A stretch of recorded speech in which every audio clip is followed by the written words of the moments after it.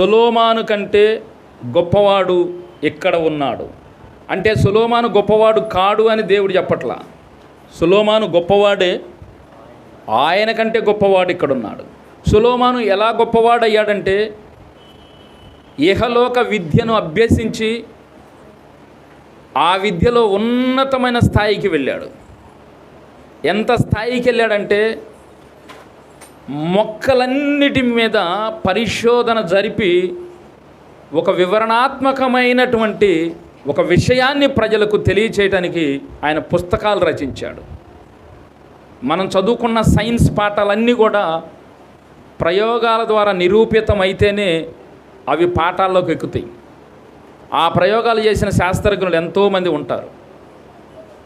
ఒక రకంగా సొలొమోను అంత సైంటిస్ట్ అని చెప్పుకోవాలి.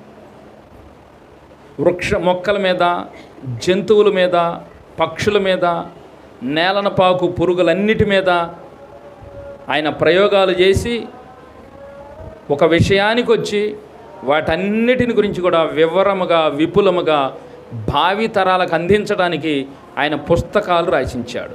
3000 సామెతలు చెప్పాడు మనుషులకు ఉపయోగపడి. 1005 కీర్తనలు రచించాడు. దేవుని ఆలయము 7 సంవత్సరాలు కట్టాడు. అద్భుతంగా కట్టాడు సొలొమోను మందిరం. దేవుని మందిరము కట్టటాన్ని గురించి కూడా విని ఆ మందిరమును అంత అందంగా కట్టాడు అని చెప్పి సొలొమోను గురించి అందరూ చెప్పుకున్నారు.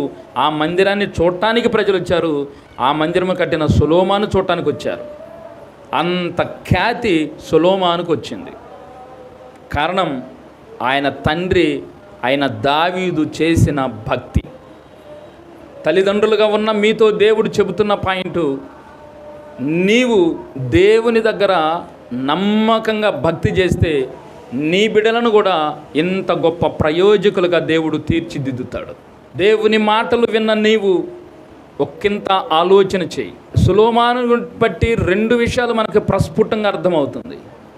ఇహలోక సంబంధమైన జ్ఞానమును కలిగి ఆ జ్ఞానమును సంపాదించుకోవాలి అంటే చదువులో, పరలోక సంబంధమైన దైవ జ్ఞానమును సంపాదించుకోవాలి. సొలొమోను సంపాదించుకున్నది 2. ఆ రెండిటిని బట్టే సొలొమోనుకు కీర్తి వచ్చింది. ఇహలోక సంబంధమైన జ్ఞానము సంపాదించుకోవటానికి కూడా దేవుని హస్తము సొలొమోనునకు తోడై ఉంది. దేవుడిచ్చిన జ్ఞానముతో సొలొమోను మహాజ్ఞాని అయ్యాడు. నువ్వెప్పుడైనా ప్రభా నాకు ఈ విషయంలో జ్ఞానము లేదయ్యా, నాకు జ్ఞానం ఇయ్యమని అడిగే పరిస్థితి నీలో ఉందో లేదో ఆలోచన చేయి. నీ గృహమును కట్టుకొనుటకు అవసరమైన జ్ఞానమును నువ్వు దేవుని దగ్గర అడుగుతున్నావా? నువ్వు చదువుతున్న చదువుల్లో ఏ సబ్జెక్ట్లో వీక్గా ఉన్నావో ఆ వీక్ అయిన సబ్జెక్ట్లో స్ట్రాంగ్ అవటానికి దేవుని జ్ఞానమును అడుగుతున్నావా లేదా? చేస్తున్న సేవలో కావలసిన దైవ జ్ఞానం, చేస్తున్న భక్తి విషయంలో కావలసిన దైవ జ్ఞానం, దేవుని దగ్గర జ్ఞానమును అడగాలి అన్న ఒక ఆలోచన విధానము మనకి సొలొమోనులోనే కనపడుతుంది. దేవుని దగ్గరకు వచ్చేవాళ్ళు దేవుని ఏమడగాలి అనేకమైనవి అడుగుతాం ప్రియులారా. కానీ దేవుని దగ్గర అడగాల్సింది ఒకటే, జ్ఞానము. నేను ఈ లోకంలో నీ బిడ్డగా బతకాలంటే నాకు జ్ఞానము కావాలయ్యా. నా కుటుంబాన్ని కట్టుకోవాలంటే నాకు జ్ఞానం కావాలయ్యా. నా కుటుంబాన్ని ఒక తాటి మీద నడిపించాలంటే నాకు జ్ఞానం కావాలయ్యా. నేను ఈ లోకాన్ని పరిపాలించాలంటే నాకు జ్ఞానం కావాలయ్యా.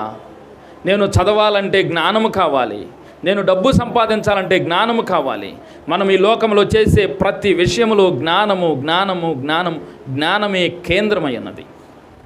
ఆ జ్ఞానం అన్నాడు దేవుని దగ్గర పుష్కలంగా ఉంది. బుద్ధి జ్ఞానములు సర్వ సంపదలు ఆయన యందు గుప్తమైనవి. కాబట్టి జ్ఞానమును అడిగితే ఆయన సమృద్ధిగా ఇస్తాడు. సొలొమోను అడిగాడు జ్ఞానాన్ని, దేవుడు సొలొమోనుకి జ్ఞానం ఇచ్చాడు.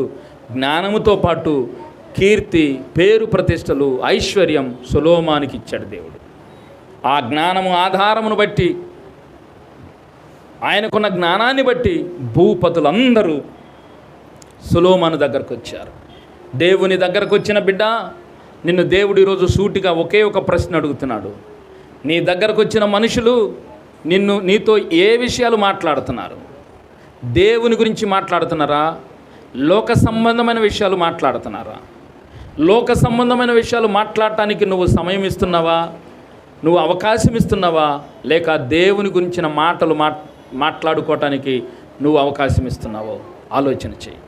నీ దగ్గరకు వచ్చిన వారు కొద్దో గొప్ప దేవుని గురించి తెలుసుకోవాలి. నీ జ్ఞానపు మాటలు వారిని ప్రభావితం చేయాలి. నీ సమయోచితముగా నువ్వు పలికే మాటలు వారికి ఆలోచనను కలిగించాలి. అందుకన్నాడు, లెమ్ము తేజరిల్లుము, నీకు వెలుగు వచ్చి ఉన్నది, యెహోవా మహిమ నీ మీద ఉదయించింది. ఇక్కడ కూర్చున్న మీ అందరి మీద దేవుని మహిమ ఉదయించింది కనుకనే మీ జీవితాలలోనికి వెలుగు వచ్చింది. కావుననే మీరు మందిరంలోకి వచ్చారు. వచ్చిన మీ అందరితో దేవుడు చెప్తున్నాడు, ఇక మీరు లెగవాలి, మీరు ప్రకాశించాలి, మీ వెలుగునకు రాజులు రావాలి, మీ ఉదయకాంతికి సముద్ర వ్యాపారం నీ వైపు తిరపబడాలి. ఇంత చేస్తున్నా, ఇన్ని కలిగి ఉన్నా యేసయ్య అన్నాడు, సొలొమోను కంటే గొప్పవాడను నేను. సొలొమోనులో ఉన్న జ్ఞానమును తెలుసుకోవడానికి షేబా దేశపు రాణి వచ్చింది, కానీ నాలో ఉన్న జ్ఞానము తెలుసుకోవటానికి నా ప్రజలు నా దగ్గరికి రావటం లేదు. నా జ్ఞానమును అడగటానికి నా ప్రజలు ఎవరు నా దగ్గరికి రావటం లేదు. కాబట్టి మీరు విమర్శ దినమందు మీరు మీ మీద షేబా దేశపు రాణి నేరస్థాపన చేస్తుందని ప్రభువు చెప్పాడు.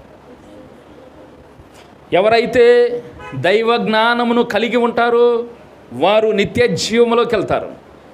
ఎవరైతే దైవ జ్ఞానమును పొందుకోకుండా కాలయాపన చేస్తారో, వ్యర్థముగా గడుపుతారో, వారు దేవుని తీర్పులోకి వచ్చి వారు ఇబ్బంది పాలవుతారు.